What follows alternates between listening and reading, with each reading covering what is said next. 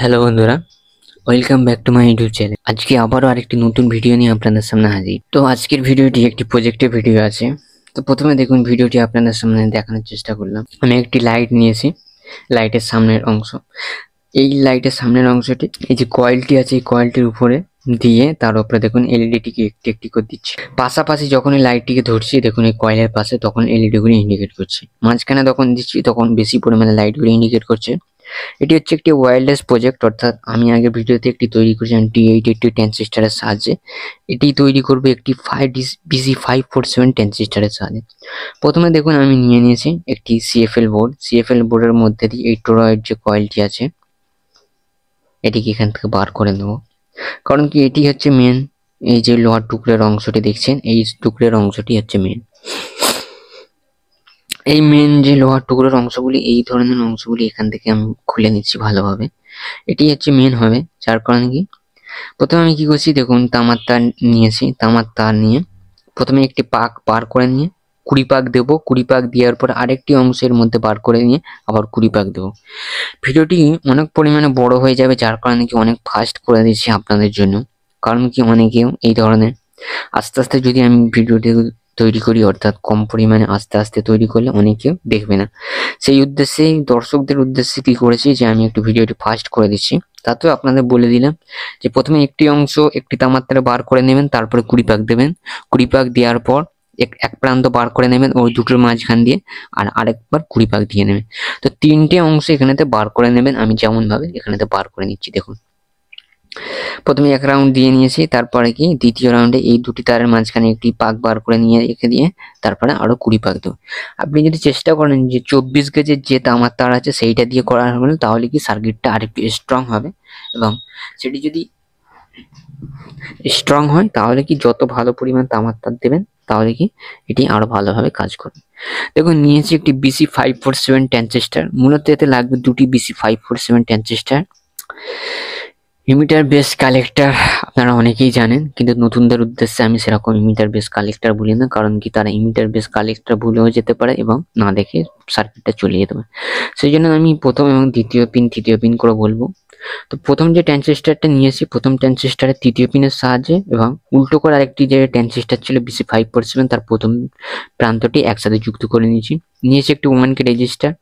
1K রেজিস্টারের এক প্রান্ত দ্বিতীয় ট্রানজিস্টরের দ্বিতীয় পিনে এখানে যুক্ত করব দেখুন, এবং আরেক প্রান্তে যেটি ছিল সেটি প্রথম ট্রানজিস্টরের প্রথম প্রান্তে এখানে যুক্ত করে দেব। ঠিক এমনই ভাবে এখানে তো দুটো রেজিস্টার ইউজ হবে, কারণ দুটোই হচ্ছে 1K রেজিস্টার, এর মধ্যে আমরা ইউজ করব। যে প্রান্তটি বড় আছে আপনারা দেখছেন, সেই প্রান্তটিকে একটি কাটারের সাহায্যে ছোট মতো ভাবে কেটে নিয়ে শেপ, অর্থাৎ যে সার্কিটটিকে ভালোভাবে আপনারা দেখানোর চেষ্টা করুন। তো পরবর্তীতে নিয়েছি আরেকটি 1K রেজিস্টার। এটিকে BC547 ট্রানজিস্টরের দ্বিতীয় পিন প্রান্তের এখানেতে আমি লাগাচ্ছি দেখুন। BC547 ট্রানজিস্টরের দ্বিতীয় প্রান্তে লাগিয়ে নিলাম। এটিকে ব্যান্ড করে নিয়ে এই যে ট্রানজিস্টরের যে প্রান্তটি ছিল এই প্রান্তটিকে আমরা লাগাবো কোথায় দেখুন। এই প্রান্তটিকে ঘুরিয়ে নিয়ে যে তৃতীয় পিন যেখানে ছিল, পরবর্তী তৃতীয় পিন নয়, যেখানেতে প্রথম পিন ছিল, অর্থাৎ এটি উল্টো আছে, সেখানেতে আমি লাগিয়ে দিলাম। তো দেখুন এভাবেই আপনারা ভিডিও যেমন ভাবে দেখছেন, আমি যেমন ভাবে কানেকশন করেছি উল্টো ভাবে ঠিক তেমন ভাবে এখানেতে আপনারা কানেকশন করুন। এখানে যে কয়েলটি করেছি সেই কয়েলটি কেমন ভাবে কানেকশনটি হবে দেখুন। দুটি যে প্রান্ত ছিল, দুটি প্রান্ত শেষের প্রান্ত দুটি ট্রানজিস্টরের দুদিকে করে নেবো দেখুন। দুই দিকে শেষ প্রান্তে দুটি ট্রানজিস্টরের দুটি তারকে যুক্ত করলাম। এবার মাঝখানে যে একসাথে যে অংশটি আছে, অর্থাৎ দুটোর মাঝখানে যে তারটি তামা আছে সেটিকে আরেকটি কয়েলের মধ্যে তৈরি করতে হবে, যেটি ওয়্যারলেস অর্থাৎ কি প্রজেক্ট হিসাবে কাজ করে। তো এখানে দেখুন আমি 30 পাক এর মধ্যে তামার তার আমি গুটিয়ে নেব এই প্লাস্টিক বোতলের ওপরে। 30 পাক তারের মধ্যে গুটিয়ে নেওয়ার পর দুটি যে প্রান্ত বার হয়ে থাকবে আপনারা ভালো করে লাস্ট প্রান্ত দেখতে পাবেন। আমি একটু ভিডিওটি ফাস্ট করে দিলাম, কারণ কি ভিডিওটি আস্তে আস্তে করলে অর্থাৎ অনেকেও না দেখতে পারে, যার কারণে কি ভিডিওটি ফাস্ট করে দিয়ে পরবর্তীতে দেখুন দুটো পিনের তারে পাক দিয়ে পরবর্তীতে দেখুন এখানে একটি 684 জুল। আপনারা চেষ্টা করলেন 240 যে পিএফ থাকে সে ইউজ করতে পারেন, কিন্তু এখানেতে আমি ইউজ করেছি 64Z এর একটি বড় পিএফ। এই পিএফটি এখানেতে 640 একটি বড় পিএফ। এই পিএফ গুলো বিশেষ করে অনেক ধরনের মসকিউটো ব্যাটারি চার্জিং এর এই সমস্ত অংশে আপনি পেয়ে যাবেন। তো দেখুন এই পিএফটি এখানেতে ইউজ করেছি এবং পরবর্তীতে আপনি মসকিউটো ব্যাটারিও এখানেতে একটি পিএফ ইউজ করতে পারেন, তাহলে কি ক্যাপাসিটিটা বেশি হবে এবং ভালো পরিমাণে ইলেকট্রিক ধরে রাখতে পারবে। তো এখানেতে বিশেষ করে এসি কারেন্ট তৈরি হবে, ডিসি কারেন্ট কোনোভাবে তৈরি হবে না। তো দেখুন যেমনভাবে এখানেতে কানেকশনটি করছি ঠিক তেমনভাবে দুটি পিনেতে এখানেতে একটু ভালোভাবে কানেকশন করো দুটো পিনের জায়গাতে, নাহলে কি ভালো কানেকশন না করলে এখানে দেখি তামার তারের উপরে যে নিকেলের যে কভারের অংশটা সেটি যদি ভালোভাবে না এর মধ্যে অ্যাডজাস্ট অর্থাৎ কি এই পিএফ এর সঙ্গে না পিনেতে অ্যাডজাস্ট হয়, তাহলে কি সার্কিটটি ভালোভাবে কাজ করবে না।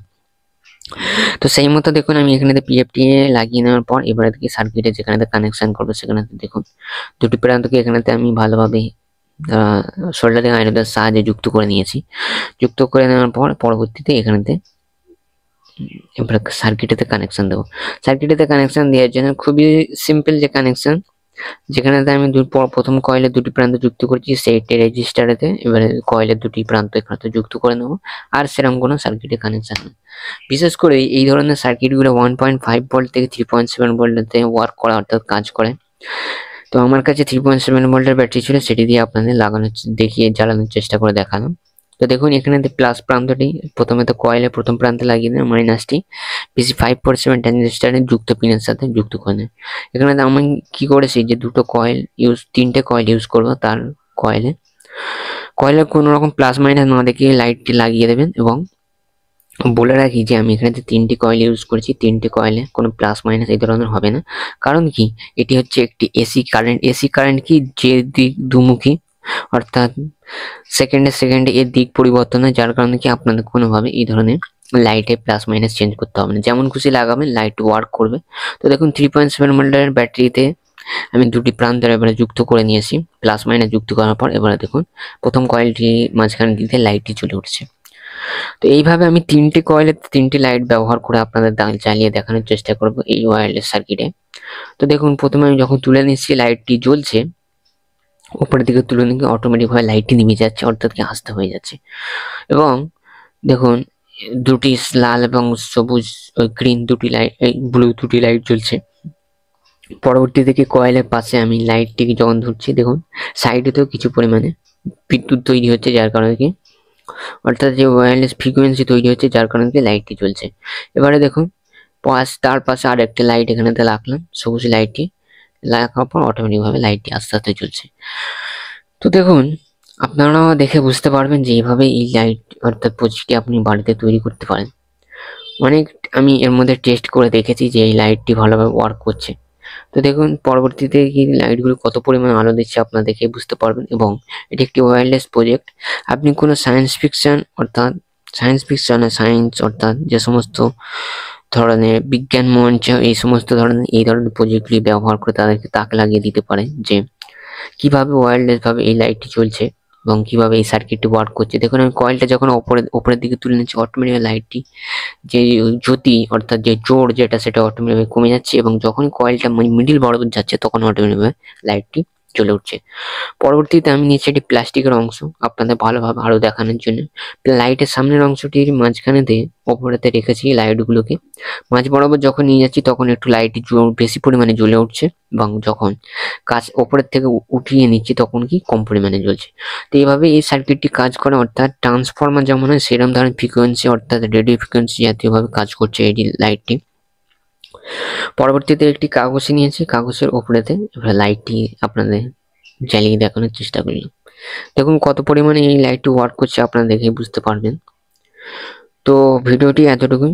ভিডিওটি যদি আপনার শিক্ষণীয় কিছু মনে হয়, এবং আমি এই চ্যানেলে এই ধরনের এক্সপেরিমেন্ট প্রজেক্ট জাতীয় ভিডিও আপলোড করে থাকি, তো ভিডিওটি যদি আপনার ভালো লেগে থাকলে প্লিজ লাইক করবেন এবং পরবর্তী বন্ধুদের তাদেরকে দেখার জন্য শেয়ার করে দিতে পারেন। এবং ভিডিওটি যদি আপনার ভালো লেগে থাকে তো প্লিজ চ্যানেলটি সাবস্ক্রাইব করে পাশে থাকবেন পরবর্তী নেক্সট ভিডিওর জন্য। এবং যদি আপনার কোনো মতামত থাকে তো আপনি কমেন্টেতে লিখে যেতে পারেন আপনার গুরুত্বপূর্ণ মতামতগুলি। তো আজকের মধ্যে এতটুকুই, দেখা হবে পরবর্তী কোনো নেক্সট ভিডিওটি।